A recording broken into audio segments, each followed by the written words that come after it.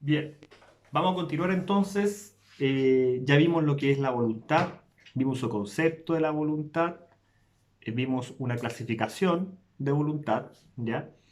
En la que radicaba, ¿cierto?, la voluntad expresa, la voluntad tácita. Antes de esto también vimos los requisitos de esta voluntad, que tiene que ser seria, tiene que ser real, se tiene que manifestar, o sea, tiene que salir de fuero interno y además tiene que ser libre y espontánea. Y en este sentido, ¿verdad?, nos vamos a detener para enganchar con lo que viene próximamente, ya que es el estudio de los vicios del consentimiento, ¿ya? ¿Por qué razón? Porque la voluntad en sí tiene que ser libre y espontánea, y esto significa de que no tenga ningún vicio que pueda contaminar o que pueda perturbar esta voluntad, ¿ya? Entonces, frente a este sentido, nosotros tenemos que estudiar el otro elemento, pero ya no mirado desde el punto de vista de los requisitos de existencia del acto jurídico, que uno de ellos era la voluntad, ¿ya? Sino que ahora tenemos que ver la contracara de los requisitos de la validez del acto jurídico que dice relación con la voluntad, que son la voluntad exenta de vicio, o sea, libre de vicio, ¿ya? Y en esta parte tenemos que estudiar lo que es el error, la fuerza y el dolo, ¿ya? El error, fuerza y dolo. Cuando estamos en presencia de esto, vamos a tener que ir analizando varios aspectos, pero adelantar desde ya que cuando estamos en presencia de estos vicios, obviamente podría ser perturbada la voluntad y obviamente podría ser viciada y podría, ¿cierto?, haber un vicio del consentimiento, ¿ya? Digamos de ya que el consentimiento, ¿cierto? Estamos hablando de que existe más de una voluntad o esta voluntad está viciada, ¿ya? Entonces, vamos a partir con el error, ¿ya? El error como elemento, como vicio del consentimiento, vicio de la voluntad, en el sentido de que el error se considera como concepto, anótenlo.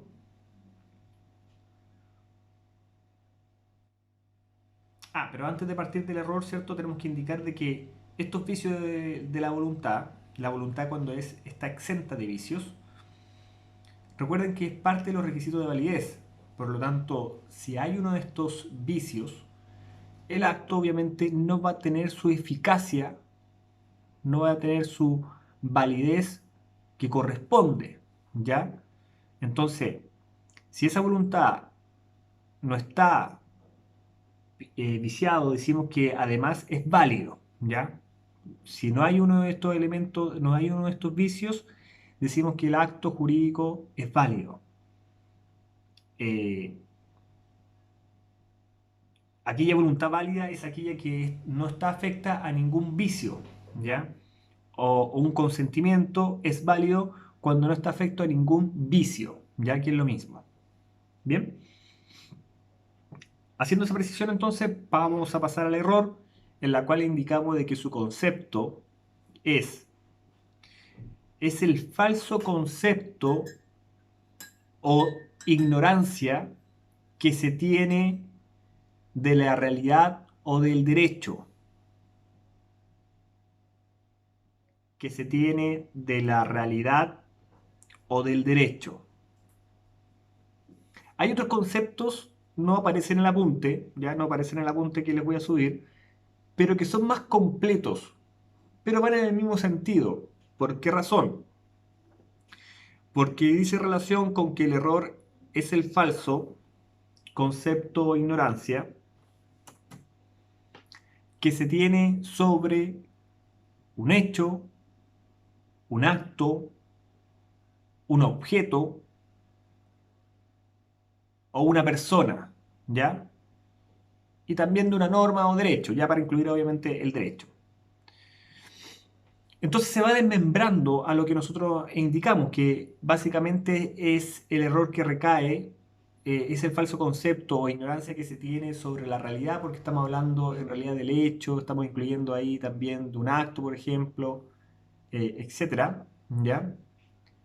O también se hace la distinción del derecho, ¿ya? Del derecho mirado desde un punto de vista amplio, ¿ya? El error que se tiene sobre la ley, pero la ley no en el concepto de ley que nosotros estudiamos, sino que en el concepto amplio, o sea, podemos incluir acá la ley, a la Constitución, a las leyes en general, a los reglamentos, etcétera. O sea, hay una amplitud en ese contenido, por eso se le llama error en el derecho, ¿ya? Entonces tenemos que dividir el error doctrinariamente para entender este tema si es que vicia o no el consentimiento, ¿ya? Y tenemos que distinguirla entre el error de derecho y el error de hecho, ¿ya? El error de derecho y el error de hecho.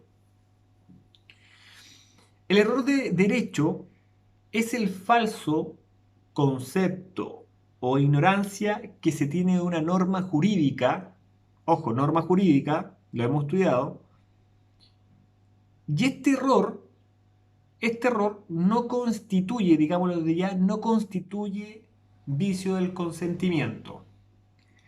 Tenemos que precisar ciertas cosas para seguir adelante. El error, cuando se habla que es el falso concepto o ignorancia, entendamos de cuándo nosotros estamos en falso concepto, ¿ya?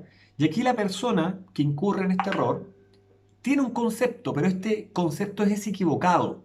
Por eso es un falso concepto. Y el otro apartado, que es que ignora. Acá no se tiene concepto. Aquí se desconoce, o sea, no hay nada. No sabe la norma jurídica, por lo tanto, no es que tenga un falso concepto, sino que no lo sabe. ¿Ya? Por eso se hace esa diferencia entre el error, que es un falso concepto, o ignorancia. Bien, como general, el error es ese falso concepto o ignorancia que se tiene sobre la realidad o sobre el hecho o sobre el derecho. Y acá habíamos mencionado que hay que dividir entre el error de derecho y el error de hecho. Y el error de derecho es el mismo, prácticamente el mismo, en realidad es el mismo concepto, que es el falso concepto o ignorancia, pero que se radica este falso concepto o ignorancia en un precepto legal, en la norma jurídica. Es ahí donde recae este error, ¿ya?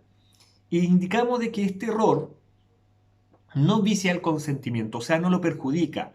El acto igualmente es válido, ¿ya? Es válido. No afecta, recuerden, requisito de la validez, no afecta la validez del acto si se alega, obviamente, error de derecho. Oiga, que sabe que yo no sabía la norma, ¿ya? Oiga, no sabía que se prohibía esto. Entonces esto básicamente es de cultura general, en el sentido de que acá estamos en un principio, ¿cierto? De la cual no se puede desconocer la existencia de un precepto legal. No se puede alegar ignorancia de la ley, ¿ya? No se puede alegar ignorancia de la ley.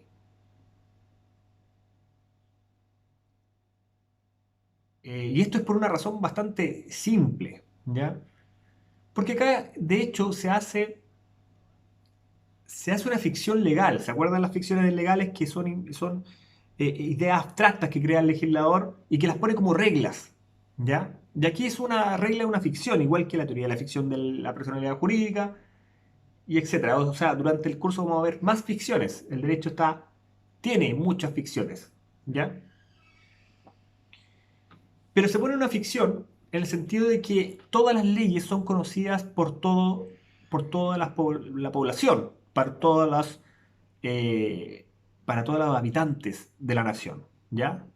Y esa es la ficción. Es difícil, por ejemplo, que una persona sepa todas las leyes que tiene Chile, ¿ya? Usted, por ejemplo, es una ficción que sepa todas las leyes. De hecho, hasta las personas que estudian derecho no saben todas las leyes. Por supuesto que no. Pero es una ficción. El legislador pone ese principio de que la ley es conocida por todos desde el momento de su publicación, ¿ya? Y por esa ficción es que nadie puede alegar la ignorancia de la ley, y es para dar certeza. No podemos andar por la calle excusándonos, ¿verdad?, de que no sabíamos la ley y por eso lo hicimos. Oye, te prohíben hacer esta cosa. Bueno, es que no sabía, po. No sabía. Oye, no sabía que se tenía que pagar en un supermercado. Oye, no sabía que no había que pegarle a una persona, po. Si no sabía. Entonces, ese principio, ¿cierto? Esa certeza que da jurídicamente es la que nosotros tenemos que conocer, de que la ley se entiende conocida por todos los habitantes que se encuentran en tierra nacional. ¿Ya? Si bien esto es así, ¿ya? Y es una regla general, se pueden indicar dos excepciones, ¿ya? Dos excepciones en las cuales sí se puede alegar la ignorancia de la ley, o mejor dicho, perdón, error de derecho. Pero son muy pocos casos, ¿ya? No es que vayamos encontrando una ley y vaya a haber un tipo de este error de derecho y que se pueda alegar y que uno pueda usarlo, no. Son muy pocos casos y estos dos casos que vamos a mencionar son los más utilizados, ¿ya? Y la excepción es, y que también en la práctica va a ser bastante útil que ustedes lo conozcan porque van a estar conectados con esta materia, es en el caso, ¿cierto?, del pago de lo no debido, ¿ya? En el pago de lo no debido, por ejemplo, si yo le pago a una persona y no corresponde que yo le pague, ¿ya? Y no corresponde que yo le pague, yo puedo aludir, yo puedo aludir ignorancia, obviamente, de derecho, ignorancia de derecho, y puedo solicitar, o puedo pedirle que me restituya lo mal pagado, ¿ya? Lo mal pagado. En ese sentido, ¿verdad? Se permite este error de derecho. Oye, ¿sabes qué? No tenía que pagarle a esta persona, le tenía que pagar a otra persona. ¿Me puede restituir mi pago, por favor? No hay problema. Porque la ley indica de que el que paga mal, paga doble, ¿ya? Por lo tanto, no hay inconveniente. Pero yo puedo apelar a que hay un error en el derecho, de que no sabía, ¿cierto?, esta circunstancia, y puedo solicitar que se restituya lo que yo mal pagué. ¿Bien? Luego tenemos otra materia que es como excepción, que es materia tributaria. Bastante interesante, ¿cierto? Materia tributaria, dependiendo del profesional en la unidad que estemos, va a ser vital porque puede ser una ayuda, ¿ya? Y tenemos que saber de que la materia tributaria en sí es una materia complicada de entender. De hecho, también es dinámica. Y tiene un lenguaje bastante particular, ¿ya? Incluso no podríamos decir que el 100% es jurídico, sino que tiene otros conceptos, tiene otro lenguaje, tiene otro vocablo, es más técnico. Y el derecho tributario o las materias tributarias, ¿cierto? En los casos en los cuales se esté cobrando una multa a este contribuyente puede alegar error de derecho, de que desconocía la normativa y por lo tanto desconocía que le iban a cobrar una multa. Y frente a ese sentido, ¿verdad?, se puede conceder de que no se le cobre la multa por este motivo. ¿Bien? Pero como les digo, son muy pocos casos en los cuales se puede utilizar este error de derecho, ¿ya? Que como les digo desde ya, no vicia el consentimiento, no lo perjudica, no deja el acto. Si se comprueba de que hay un error de derecho, no perjudica la voluntad. ¿Bien? No perjudica la voluntad. La voluntad igualmente se conforma y es válida. ¿Bien? Luego tenemos el otro tipo de error, que es el error de hecho. ¿Bien? Y el error de hecho es el falso concepto o ignorancia que se tiene sobre la realidad de algo. Y el error, este tipo de error, que versa sobre la realidad de algo, recae en cuatro aspectos, ¿ya? Claro, en cuatro tipos. Este error, de hecho, puede ser esencial, sustancial, accidental o en la persona. ¿Ya? 4 tipos de errores de hecho. Sustancial, sustancial, o mejor dicho, esencial, sustancial, accidental y en la persona. ¿Bien? Partamos con el error esencial. Y el error esencial, como lo menciona el Código Civil, ¿bien?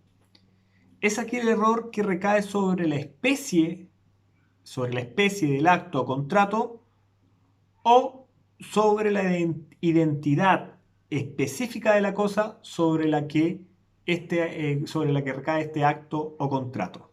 ¿Ya? Volvamos nuevamente. Este error esencial es el que recae sobre la naturaleza o la especie del acto o contrato, o también recae sobre la identidad específica de la cosa sobre la que versa ese acto o contrato. Vamos con ejemplo. Cuando el error recae sobre una especie de acto o contrato, estamos refiriéndonos a la naturaleza del acto jurídico. Yo quiero comprar y la otra parte entendió que iba a haber una donación. Si se llegara a realizar esa donación, yo podría alegar error de hecho de forma esencial, porque ambas partes realizaron actos, realizaron actos por error, por ignorancia, ¿cierto? Por un falso concepto, realizaron un acto jurídico del cual no querían o tenían conceptos distintos. Uno quería hacer una compraventa y el otro quería hacer una donación, ¿ya? Por tanto, en este caso, ¿cierto? Estamos hablando de dos naturalezas de actos jurídicos que son distintos, ¿ya? Y que no son queridos por sus partes, obviamente. ¿Bien? O sea, querido en sus partes va a ser en partes la mitad solamente. Porque claro, efectivamente el que quería donación va a querer y yo voy a querer la compraventa, estamos claros. Pero entre sí no hay un entendimiento. No hay un entendimiento entre sí. No llegamos a un punto de acuerdo, sino que teníamos conceptos totalmente distintos. Yo entendía que era una compraventa y en realidad, esto puede suceder, ¿cierto? Y en realidad me lo estaban arrendando. Yo al principio decía, no, si yo te paso esto, ¿cierto? Por 100.000 pesos. Ah, perfecto, qué bueno. Yo pensando que ya lo compré. Pero en realidad la otra parte, ¿cierto? Lo que quería era arrendármelo. Entonces está esperando el próximo mes y dice, oye, ya, pues, ¿y mi platita? Pero si no te lo había comprado, no, pues. Entonces, en ese sentido, hay un error esencial en el cual recae sobre la especie del acto o contrato, en el acto contrato. ¿Ya? Ese es uno, dentro de esta misma error esencial. Pero está la otra hipótesis, que el error esencial recaiga sobre la especie o la identidad específica de la cosa sobre la que recae el acto. Y acá ya no estamos hablando sobre la naturaleza del acto jurídico, sino que sobre la misma cosa que participa en el acto. Por ejemplo, yo quería comprar una, un auto y me llega una moto. Totalmente distinto. No es que estemos hablando de una diferencia de características, que el auto yo quería rojo y en realidad me llegó un auto azul. No, estamos hablando que la identidad es totalmente distinta. ¿Ya? Oye, yo quería regalarle a mi pareja por encomienda flores y le llegaron bombones. No tiene nada, nada de similitud. ¿Ya? Claro, yo quería regalarle flores porque mi pareja odia los chocolates. Entonces, es distinto. ¿Ya? Es distinto. Y ahí es donde versa la identidad de la cosa la identidad específica de la cosa, que versa en el acto o contrato. ¿Bien? Si tienen duda, anótenla sobre este tema y la analizamos en clase, ¿ya? De esto no puede haber error, porque de esto se entiende más fácil con los ejemplos, por lo tanto siempre hay que recordar los ejemplos para indicar la respuesta de este error. Y error esencial que recae sobre la naturaleza o especie del acto o contrato, o que también puede recaer sobre la identidad específica de la cosa que recae en el acto o contrato, ¿ya? Hay dos partes que analizar dentro de este error de esencial. ¿Bien? Este error esencial doctrinariamente se le llama error obstáculo, ¿ya? Obstáculo. Porque obsta, o sea, impide que se forme el consentimiento, ¿ya? Porque resulta que este error es de tal magnitud, es tan grosero la diferencia que se quería realizar, que por ejemplo recae sobre identidades tan esenciales de la cosa, o sea, yo quería comprar una moto y me llegó un auto o viceversa, me da lo mismo, pero no es lo que yo quería en un principio, o quería realizar una compra-venta y en realidad el concepto era una donación, que al final no llega a formarse el consentimiento. Cuando hablo de consentimiento es porque estamos en la presencia de dos voluntades, de las cuales llegaron a un acuerdo, hubo una aceptación, hubo una oferta en su oportunidad y se forma el consentimiento, ¿ya? Y se forma el consentimiento. Y en este sentido, como es tan grosero, como es tan grosero la diferencia y como no se forma el consentimiento, como no hay voluntad prácticamente con acuerdo, se entiende de que no es que estemos en presencia de un vicio de la voluntad, sino que es mayor el daño, es mayor la gravedad y se asimila a que hay una nulidad absoluta como sanción. O sea, prácticamente como no hay consentimiento, no hay voluntad, por lo tanto, en este sentido acarrea una sanción que es la nulidad absoluta. ¿Ya? No es que sea un vicio de consentimiento, sino que es algo peor, es algo más grave, que no alcanza al grado de los requisitos de validez, sino que alcanza a los requisitos de existencia del acto. Y por eso acarrea una nulidad absoluta. ¿Bien? Perfecto. Eso es referente al error esencial y por eso hay que tener en cuenta que hay que analizar los distintos aspectos dentro de estos elementos porque no todos van a ser vicios del consentimiento. Así que pueden ser situaciones mayores, más graves aún, que dan al alcance no de los requisitos de validez, sino que a los requisitos de existencia. O sea, prácticamente se considera que el acto no genera efectos. Y en este sentido, como el error es tan grosero que recae sobre la especie o naturaleza del acto o contrato, o que recae sobre la identidad específica de la cosa que recae en el acto o contrato, se entiende de que aquí no se formó el consentimiento, por lo tanto, no logra generar efecto jurídico, ¿ya? Y podría solicitarse como sanción la nulidad absoluta. Bien, obviamente eso lo hacen ya el área jurídica, ¿cierto? Cuando ven estos tipos de errores, lo ve el área jurídica, ¿cierto? Pero ustedes es bueno que lo puedan detectar, ¿ya? Que sepan estas cosas para que las puedan detectar y obviamente trabajar en equipo para la solución del inconveniente. ¿Bien? Error sustancial. Ahora pasamos al segundo tipo de error de hecho, que es el error sustancial, ¿ya?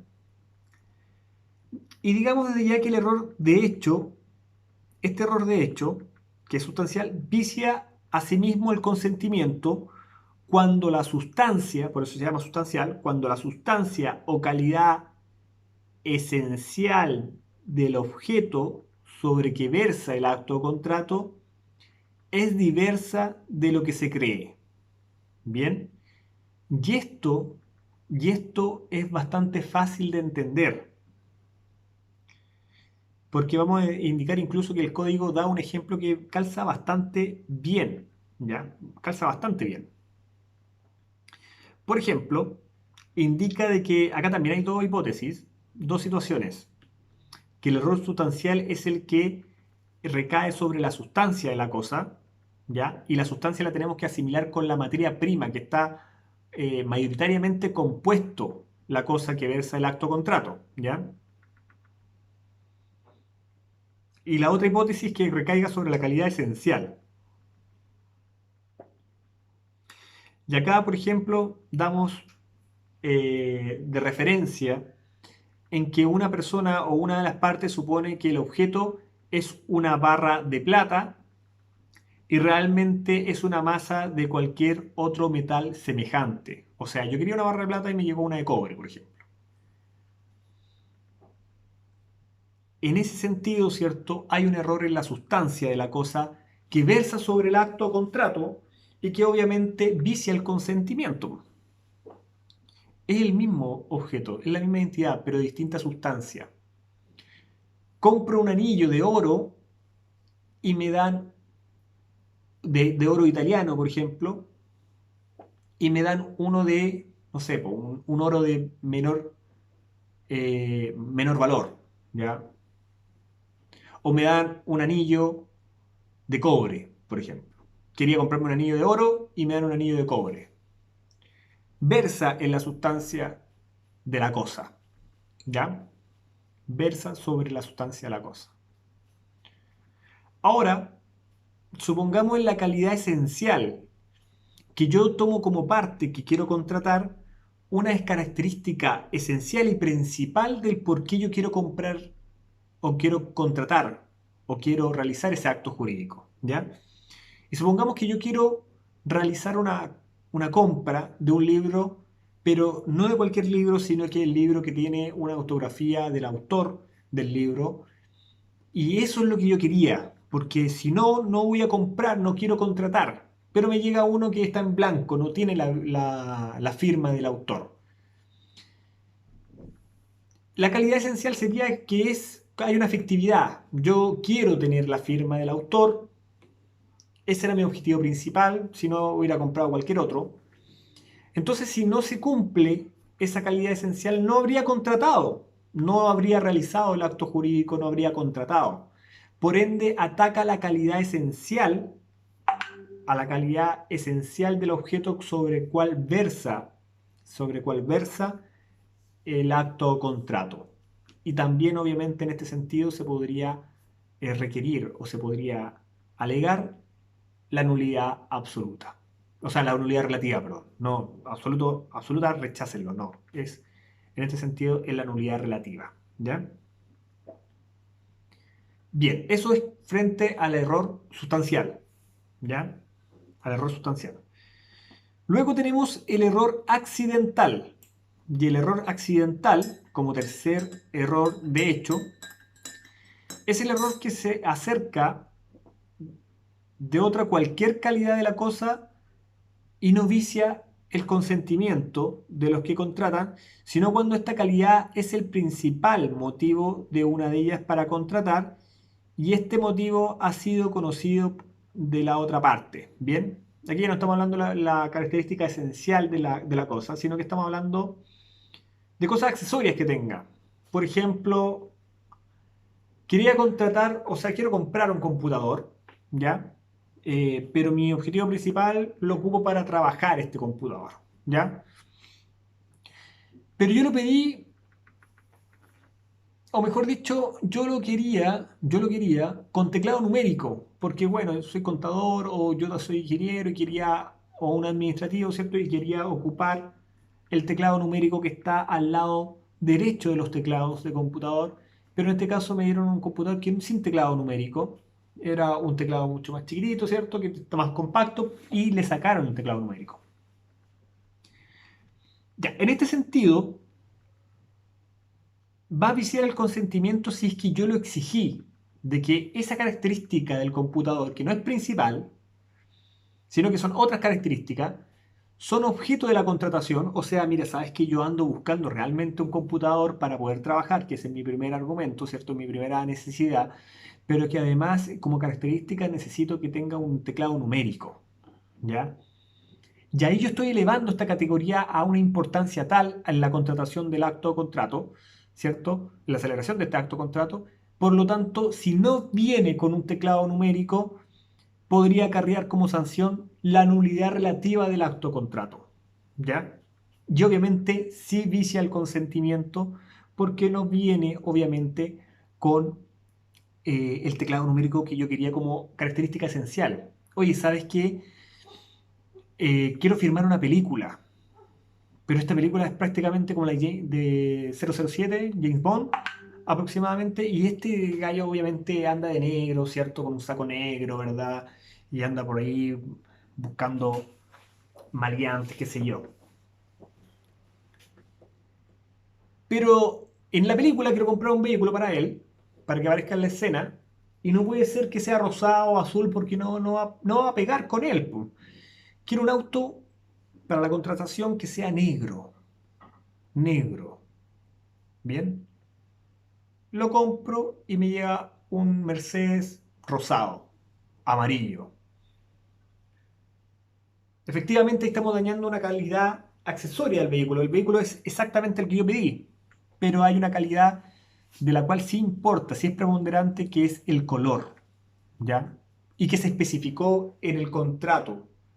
Al momento de realizarse el contrato, se especificó de que era importante como característica el color, se puso como condición, ¿ya? Eso es. Básicamente es eso lo que es el error accidental, ¿ya?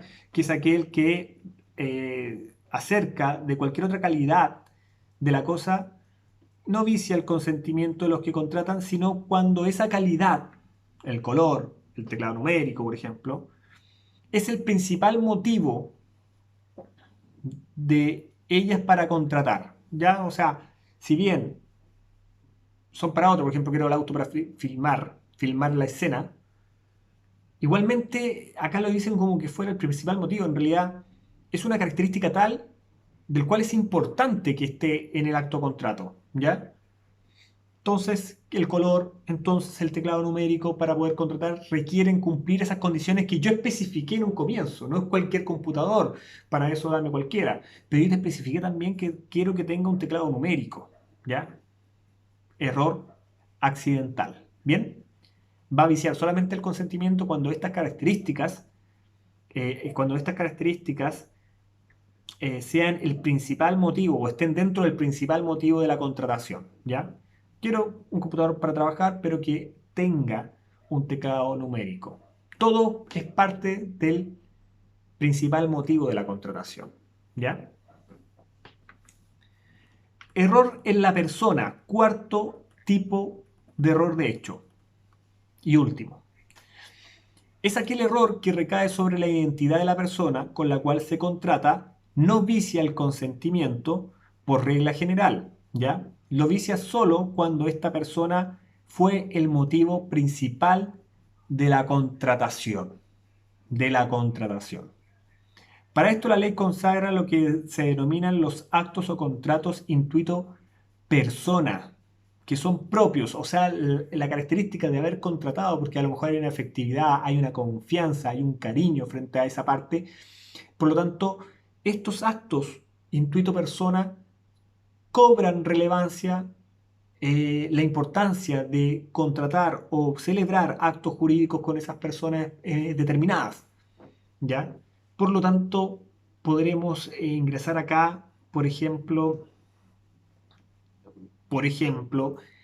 casos como el matrimonio, ¿ya? Obviamente es intuito persona. El mandato, por ejemplo, es intuito persona. En el contrato de donación también es intuito persona. O sea, en resumen, la gran mayoría de los contratos o los actos jurídicos que son gratuitos, que ya lo estudiamos en la clasificación, son considerados contratos de intuito persona, en la cual toma relevancia la calidad de persona con la cual se está contratando o realizando el acto jurídico. y por lo tanto, si esa persona hay un error, o sea, no es la persona con la cual se quería contratar, podría acarrear un vicio del consentimiento, por lo tanto, podríamos generar o podríamos solicitar la nulidad relativa del acto. ¿Bien? La nulidad relativa del acto. Ahora, quiero que les quede claro, y lo voy a repetir varias veces.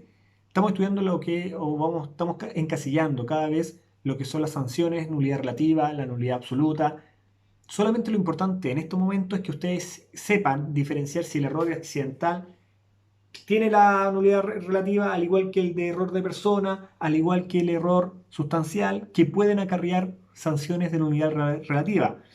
El error esencial, por ejemplo, puede recaer en la nulidad absoluta. El error de derecho no vicia el consentimiento, pero si hay algo grave, hay algo mayor. ¿Ya? Y en este caso no va a acarrear ninguna nulidad relativa. ¿Bien?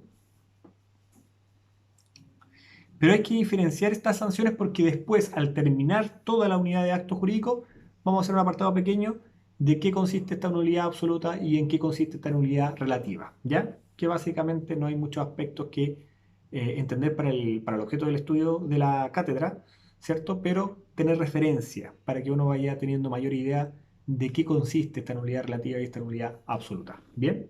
Por lo tanto, ¿qué les recomiendo? Que una vez que terminemos todos estos requisitos, ¿cierto? Vayamos encasillándolos. Ah, mira, este puede tener nulidad relativa, este puede tener nulidad absoluta, nulidad relativa, nulidad absoluta, y así sucesivamente. ¿Bien? Ya. Vamos a pasar al otro vicio del consentimiento o al otro vicio de la voluntad, que es la fuerza.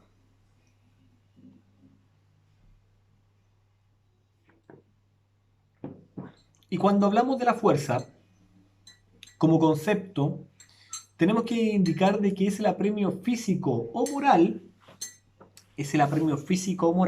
ya tenemos dos tipos de fuerza, ¿cierto? Tenemos el apremio físico o física o moral, que se ejerce sobre una persona para que manifieste su voluntad en un cierto sentido determinado. O sea, yo ejerzo esta fuerza moral o física, ¿con qué objeto? Para tomar la voluntad de una persona y hacer lo que yo quiera que haga, con esta fuerza que la ejerzo sobre él. ¿Bien? Entonces, como ya habíamos mencionado, existe la fuerza tanto física como la fuerza moral. ¿Ya? La fuerza física, la fuerza física no vicia el consentimiento porque no hay voluntad. Y aquí pasa lo mismo como lo habíamos visto en el error esencial, que aquí es tan grosero el hecho que no estamos hablando si es que vicia o no vicia el consentimiento. Es que aquí efectivamente no hay voluntad de lleno, ¿ya? Porque supongamos uno de los casos que caen en los burdos de los libros, por ejemplo, hay un caso que indica en los libros de que hay una persona en la cual la toman de la espalda, ¿verdad? De los brazos, ¿cierto? La tienen atada prácticamente. Y hay otra que le toma del pelo y le mueve la cabeza indicando un sí, por ejemplo, como una manifestación de que está aprobando el acto. En ese sentido no hay voluntad. La voluntad está doblegada o está sumisa, ¿cierto? Al 100%. No hay forma de cómo esa persona pueda realizar otro acto. Si físicamente la tienen con un apremio, o sea, no tiene otra decisión que tomar, ¿ya? No tiene oportunidad de elección, de poder rehuir de esa decisión, ¿ya? Entonces, en este sentido, está suprimida la voluntad de la persona y por lo tanto no hay voluntad. Entonces, no se puede hablar de que la voluntad está viciada o que hay un vicio de voluntad. Es porque simplemente no hay voluntad. Y si no hay voluntad en ese acto jurídico, ¿qué es lo que va a acarrear? ¿Qué es lo que habíamos mencionado? ¿Nulidad relativa o nulidad absoluta? Ya la lógica, aunque no sabemos muy bien estas sanciones, nos indica que estamos hablando que es una nulidad absoluta, ¿ya? Porque el que no exista voluntad son de los requisitos de existencia del acto jurídico. Recuerden que los requisitos de existencia del acto jurídico, tenemos la voluntad, lo que tenemos ahí, la voluntad, el objeto, la causa, no se ve muy bien, pero les voy a indicar que arriba dice requisitos de existencia, que dice la voluntad, el objeto, la causa y la solemnidad en ciertos actos jurídicos cuando así corresponda, ¿ya? No estando estos elementos de requisito de la voluntad, va a acarrear como sanción la nulidad absoluta en los casos que se genere igualmente o se celebren estos actos o contratos, ¿ya? Por lo tanto, se entiende de que el acto no genera efectos jurídicos, ¿ya? Faltando voluntad, faltando objeto, faltando causa, faltando solemnidades cuando así el acto lo requiera, no va a generar efectos jurídicos, ¿ya? Y se puede caer en la hipótesis, o mejor dicho, en las teorías, de la inexistencia del acto jurídico o de la nulidad absoluta. ¿Se acuerdan que había que hacer un símil, que había una discusión doctrinaria en este sentido? Bien, que algunos piensan que hay una inexistencia y otros piensan que la nulidad absoluta. Va ganando obviamente la teoría de las nulidades. Bien, entonces, en la fuerza física, indicamos que no hay vicio del consentimiento, porque es más grave, porque no hay voluntad de lleno y acarrea obviamente este tipo de fuerza una nulidad absoluta. Ahora, no cometamos el error de pensar de que esta voluntad física solamente se limita a una voluntad corporal, a una voluntad que requiera de cierto contacto físico, ¿ya? O sea, moverle el pelo y hacer a sentir, o por ejemplo, golpear a la persona hasta que caiga al suelo, después tomarle la mano para que pueda poner su huella dactilar en algún documento para dar no sé, como un consentimiento de alguna contratación o la celebración de un acto jurídico. No solamente se agota ahí, no solamente se agota esta fuerza física en ese contacto físico, sino que también pongámonos en el caso de una persona que está siendo amenazada para que firme un contrato, por ejemplo, o celebre un contrato o un acto jurídico que está siendo apuntada por un arma, ¿ya? Aquí también está siendo suprimida la voluntad de la persona porque no tiene mayor salida, no tiene mayor decisión. Si a ti te están apuntando con un arma, ya muchas opciones no tienes. Es firmar o morir. Y es lógicamente lo que quiere una persona, por sentido común, es sobrevivir. Por lo tanto, muriendo igualmente no es una vía de escape a esa mala decisión, ¿ya? O a esa presión. No es una vía legítima, ¿ya? Lo que sería una vía legítima, ¿cierto? Podría elegir entre dos opciones cuál sería la menos mala, pero igualmente podría doblegar esa voluntad. Pero aquí no estamos en esa presencia. Estamos en la presencia de que la voluntad está siendo suprimida a tal nivel que te indican de que tú, si no firmas o si no consientes o lo que sea, tu voluntad o tú vas a dejar de existir simplemente, ¿ya? Por lo tanto, no hay otra elección y acá en este sentido no habría voluntad tampoco. Entonces estamos en una situación en la cual hay una supresión, o mejor dicho, hay una nulidad, o no estamos carentes de voluntad. Ahí está mejor. Estamos carentes de voluntad. Y en los casos que estamos carentes de voluntad, estamos hablando de casos, ¿cierto?, de que hay fuerza física, ¿ya? Y en este sentido, cuando estamos apuntando con un arma, ¿hay un contacto corporal? ¿Hay un contacto físico, como lo llama la doctrina? No. Simplemente es un acto que interviene la fuerza que igualmente te suprime al 100% la voluntad, ¿ya? Bien. Eso era la voluntad, o sea, perdón, la fuerza física.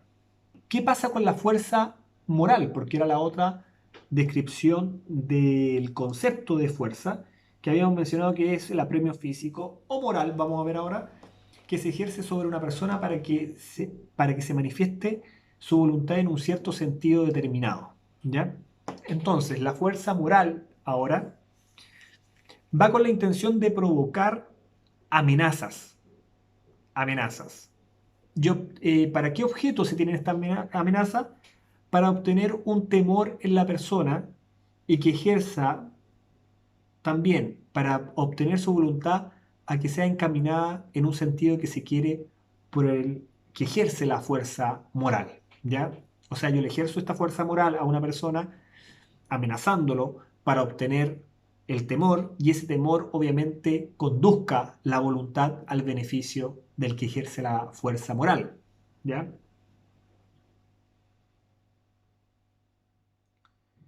Esta voluntad, que es la fuerza moral, sí vicia el consentimiento porque si estamos en presencia de una voluntad, si bien no una voluntad que se requiera por una voluntad libre y espontánea, es una voluntad que sí puede ser doblegada, es una voluntad que sí puede ser enfrentada. Por ejemplo, pongámonos en la situación de que yo el día de mañana o un profesor le indica de que si no le regalan el vehículo a ese profesor, ¿ya? Si no le regalan el vehículo a ese profesor, el profesor al alumno lo va a reprobar de aquí en adelante en todas las oportunidades que él tenga y que además si es que se cambia de otro instituto, otro centro o otro establecimiento educacional, como tiene hartos contactos, ¿verdad? Etcétera, tampoco lo va a dejar que repruebe en cualquier otro lado. Entonces, en este sentido, el joven estudiante, hay una fuerza moral de la cual hay una amenaza, ¿cierto? Que esta amenaza sería el no aprobar, y que lógicamente podría encaminar su voluntad en entregarle el vehículo, regalarle el vehículo al profesor, por el miedo que ejerce este último, ¿cierto? Él podría incluso, a lo mejor, no hacer caso a esto, podría acusar al profesor, a las autoridades, al rector, al comité, al consejo, etcétera. O sea, podría enfrentar e incluso doblegar la voluntad viciada, o sea, o la fuerza que se está ejerciendo. Podría superarlo, no es como el caso anterior, que él tenía vivir o morir, prácticamente, no tenía mucha decisión.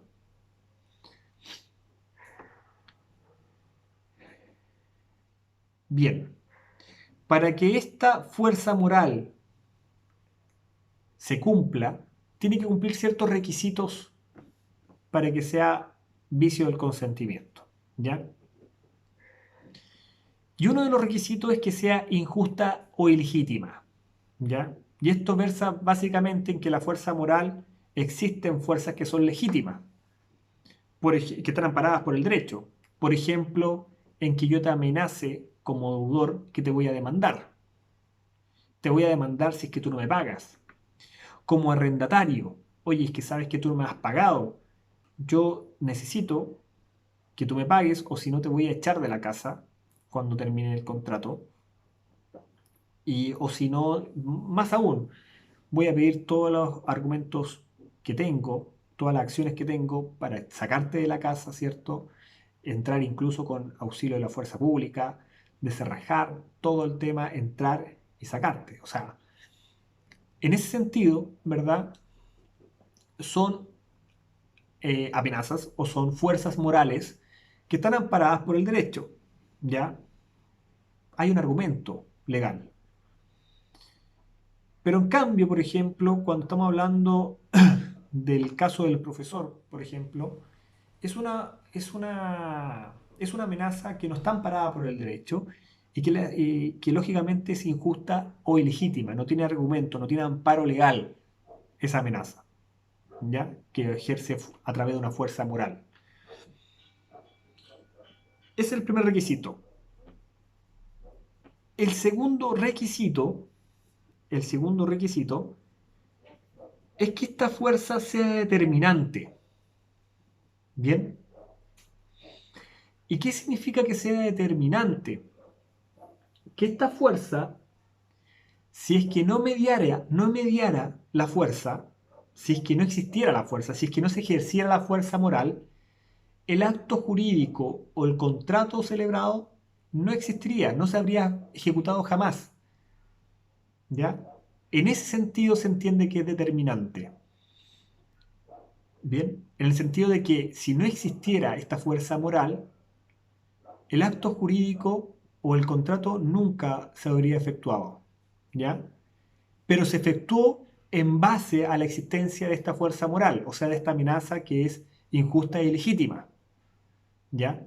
Por lo tanto, fue determinante para la ejecución del acto o contrato, del acto jurídico contrato, ¿ya?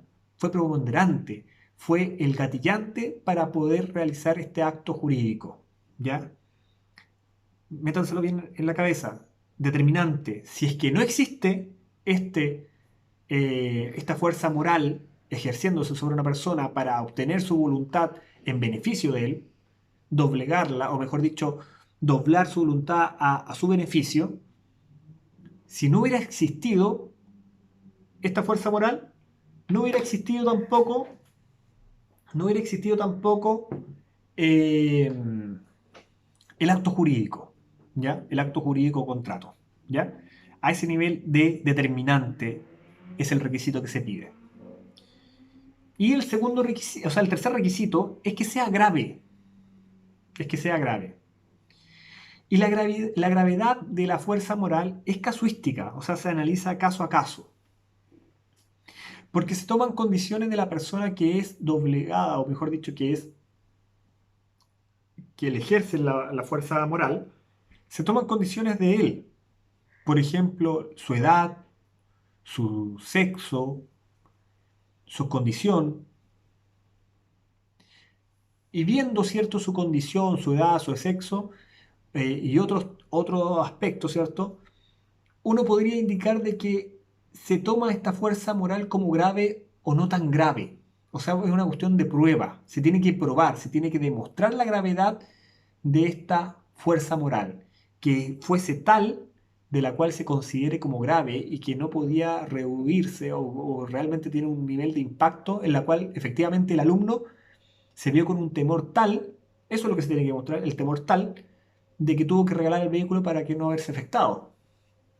¿Ya? Entonces, en este sentido, ¿verdad? En este sentido es que se regala el vehículo. ¿Bien? Ahora la gravedad en sí se presume grave en ciertos casos.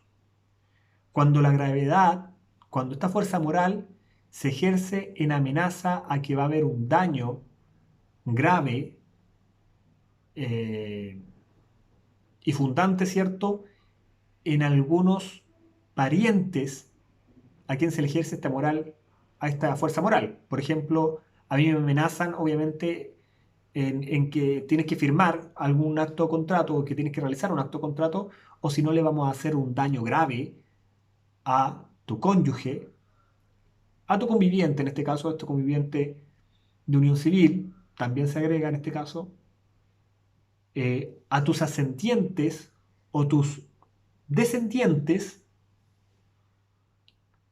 y a ti a lo mejor. Oye, te vamos a hacer daño a ti, ¿ya? Así que firma, ¿ya? Te voy a despedir, por ejemplo, y te voy a dejar en la calle. Soy tu empleador, te voy a dejar en la calle. Y tú tienes problemas, ahora estamos con la contingencia, ¿verdad? Te va a costar encontrar trabajo, te voy a despedir.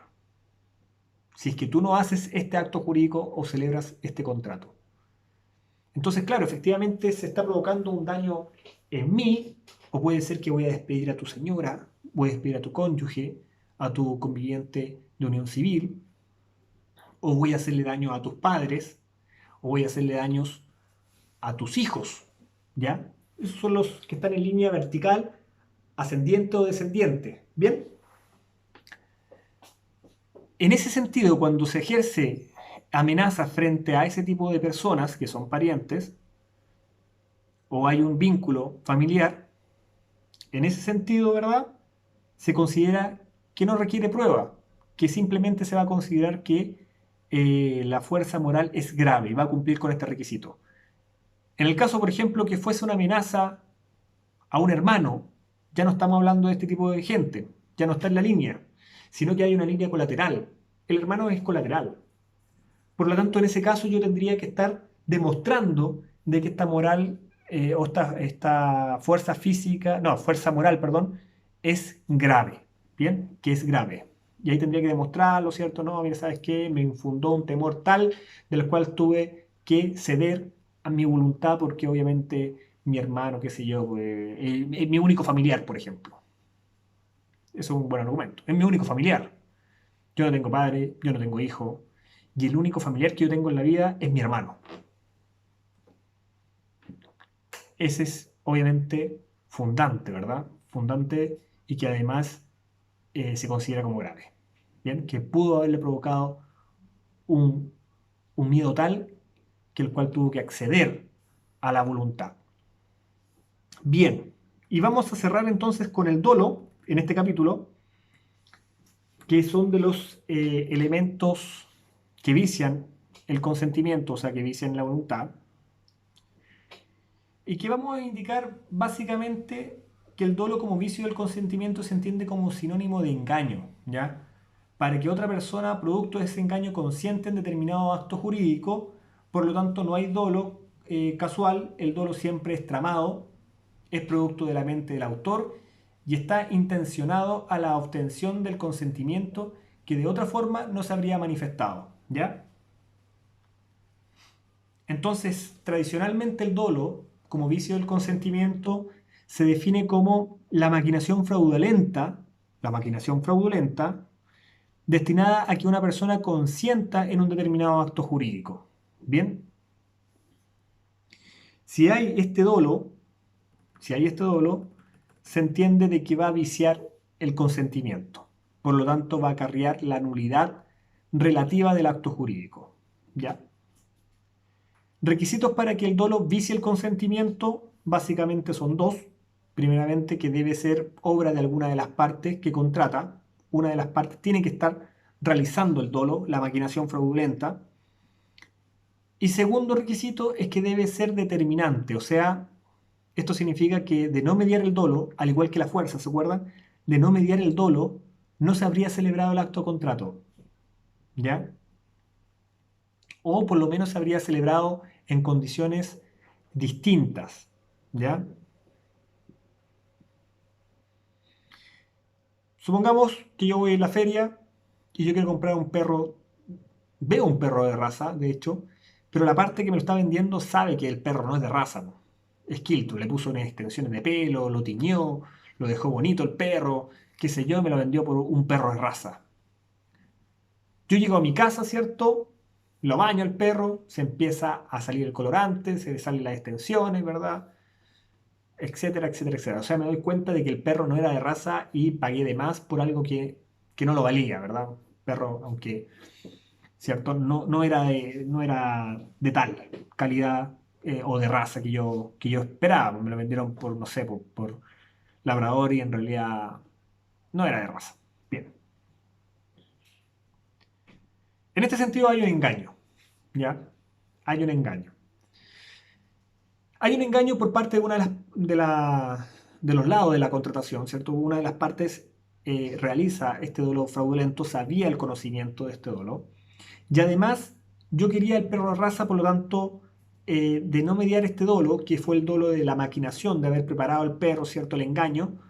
eh, si no lo hubiera hecho, este dolo, si lo hubiera vendido como perro cualquiera, ¿cierto? No lo habría contratado, pues no lo habría comprado, porque yo andaba buscando un perro de raza. ¿Ya? A eso van los dos requisitos. Las sanciones aplicables dependerán en este sentido. ¿Ya? Ojo con esto, porque el dolo cuando cumple con los dos requisitos anteriormente indicados, ¿ya? Se denomina dolo principal. Y este vicia el consentimiento. Lo va a viciar, pero teniendo como sanción la nulidad relativa, como lo que habíamos hablado. Ahora, ¿qué pasa si uno de los requisitos que nosotros indicamos anteriormente no está? Por ejemplo, la persona que me lo vendió no sabía del dolo y lo estaba vendiendo. Supongamos que el que hizo la maquinación fraudulenta no estaba ahí, ¿cierto? Dejó el perro maquillado prácticamente y se fue a almorzar. Y llegó un familiar que no tenía nada que ver, le dijo, oye, véndete este perro que es de raza. Al primero que venga, así. Él no sabía, él no tenía la intención, la maquinación fraudulenta, él quería vender al perro, porque estaba ayudando a la persona que sí realmente hizo la maquinación fraudulenta. No se cumple el primer requisito, o sea, debe ser obra de una de las partes, con conocimiento, ¿ya? O, ¿qué pasa si no es determinante? ¿Qué pasa si yo quería comprar el perro, ¿verdad? Yo quería comprar un perro, en realidad. Yo quería comprar un perro. Me da lo mismo cuál. Entonces me dieron el perro con una supuesta engaño, como que fuese de raza, pero a mí me da lo mismo. Me da lo mismo si el perro es de raza, mestizo, qué sé yo, me da lo mismo. Pero igualmente me lo vendieron por concepto de perro de raza. Entonces llego a mi casa y me doy cuenta de que el perro no es de raza, ¿cierto? Pero igualmente me da lo mismo, no era el objeto principal de la contratación. Si no hubiera mediado este dolo, igual lo habría contratado, porque quiero tener el perro igual. Me hace compañía, lo que yo buscaba era alguien que me acompañara. Pero sí, si es que concurre cualquiera de estos dos requisitos, o falta uno de estos dos requisitos, cualquiera de los dos, yo tengo derecho o da lugar a la indemnización de perjuicio. ¿Ya? O sea, si la persona no tenía conocimiento de que estaba obrando con dolo, igualmente yo le puedo decir, oye, ¿sabes qué? Mira, hay un engaño. ¿Ya? O el otro argumento, ¿cierto? Es que la parte sí sabía del dolo, pero yo no andaba buscando un perro de raza y quería cualquier perro nomás. Y le dije, oye, ¿sabes que me vendiste un perro? Yo quería un perro, pero tú me lo vendiste por perro de raza, po. Yo me quiero quedar con el perro, obviamente, pero me lo vendiste a 100.000 pesos, po. Pucha, busquemos una posibilidad de resarcirme el valor del perro, pues tú me lo vendiste por perro de raza y se le cayeron todas las cosas cuando llegue a la casa, ¿me entienden? Entonces tengo la opción de pedir indemnización de perjuicio. Bien, o sea que se me puede resarcir cierta parte. Bueno, eso obviamente vamos a tener que estudiar un capítulo de la indemnización de perjuicio, pero hay varias variantes, ¿cierto?, cómo resarcirse. ¿Ya? Bien, eso es. Vamos a quedar hasta acá porque ya cerramos con los vicios de la voluntad. Nos vemos, chiquillos.